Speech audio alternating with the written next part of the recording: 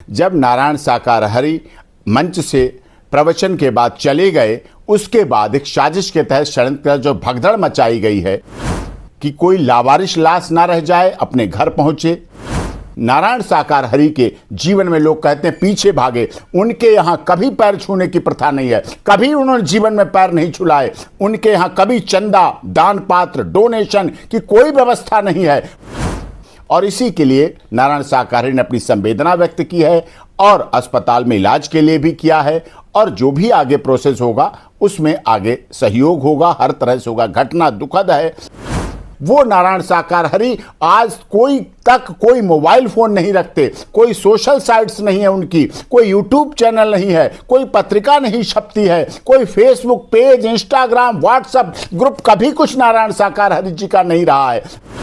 नारायण साकारहरी ने जो घटना कल घटी दुखद थी। जिस तरह से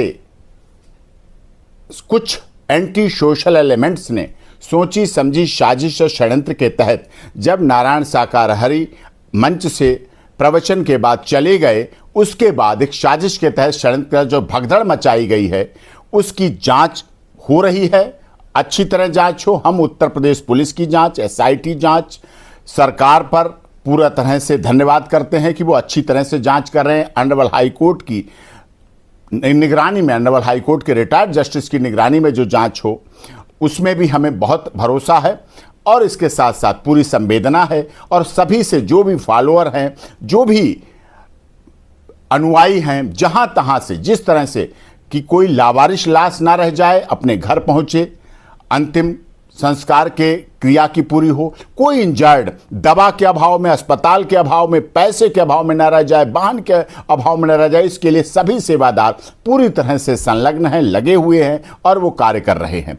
और इसी के लिए नारायण साकारहरी ने अपनी संवेदना व्यक्त की है और अस्पताल में इलाज के लिए भी किया है, और जो भी आगे प्रोसेस होगा उसमें आगे सहयोग होगा, हर तरह से होगा। घटना दुखद है, बहुत ही जिसके लिए शब्द नहीं, निशब्द है, जिसके लिए शब्द व्यक्त नहीं किए जा सकते हैं।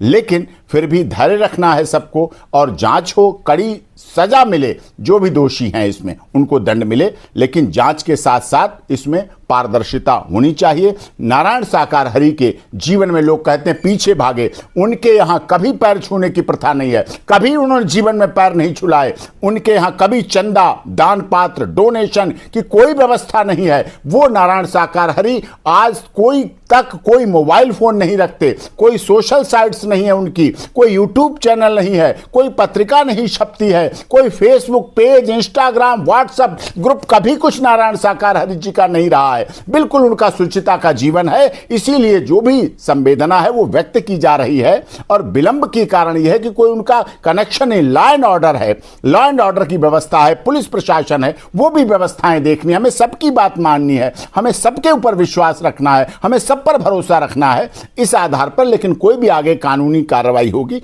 वो हम लोग करेंगे। और नारायण साकारहरी ने सदैव शुचिता का जीवन जिया है। कभी जो आरोप प्रत्यारोपों की बात कर रही पूरे झूठ है, मनगढ़ंत है, साजिश है, षड्यंत्र के साथ सनातन धर्म की वजह से, उन्हें सनातन धर्म के प्रवर्तक हैं इसलिए उनके साथ ऐसा कुछ लोग सोची समझी साजिश के तहत कर रहे हैं। और उनके जो भी अनुयायी हैं वो पूरी तरह से व्यवस्थाओं में लगे हुए हैं।